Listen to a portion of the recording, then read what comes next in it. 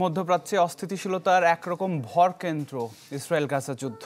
সেখানে শুরু হওয়া যুদ্ধবিরতি আঞ্চলিক স্থিতিশীলতা আনতে কতটুকু ভূমিকা রাখবে তা নিয়ে চলছে নানা বিশ্লেষণ। যদিও খুব একটা আশাবাদী হওয়া যাচ্ছে না। যুদ্ধবিরতির সফল কার্যকারিতার উপর নির্ভর করছে অনেক কিছুই।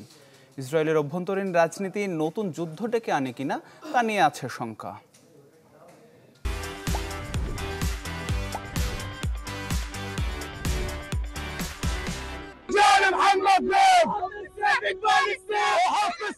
পনেরো মাসের নৃশংসতা আর হত্যাকাণ্ড, অবশেষে সাময়িক মুক্তির স্বাদ পেল গাজাবাসী।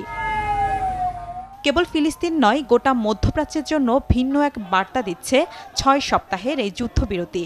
কুলকিনারাহীন অস্থিরতার মুখে দাঁড়িয়ে থাকা মধ্যপ্রাচ্যে এবার স্থিতিশীলতা ফিরবে কিনা তা নিয়ে চলছে নানা বিশ্লেষণ। প্রশ্ন উঠেছে এই চুক্তির স্থায়িত্ব নিয়েও। British think tank Chatham house বলছে, গাজা বা মধ্যপ্রাচ্যের পরিস্থিতি অবসানের নিশ্চয়তা দেবে না এই চুক্তি।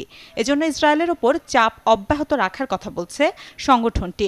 মুখ্য করে দেখা হয় ট্রাম্পের ভূমিকাকেও।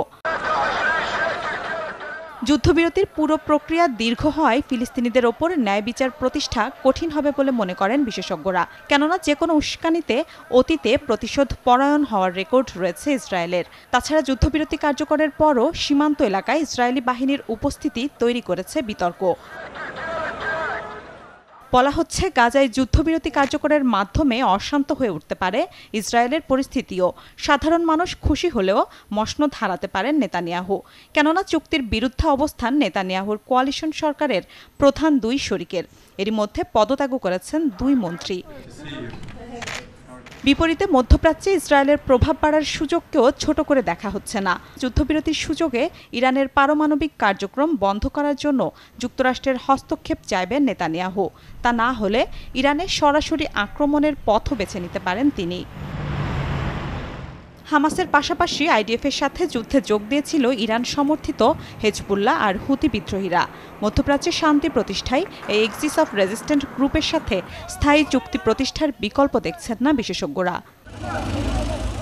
মিলা খন্দকার, চ্যানেল 24।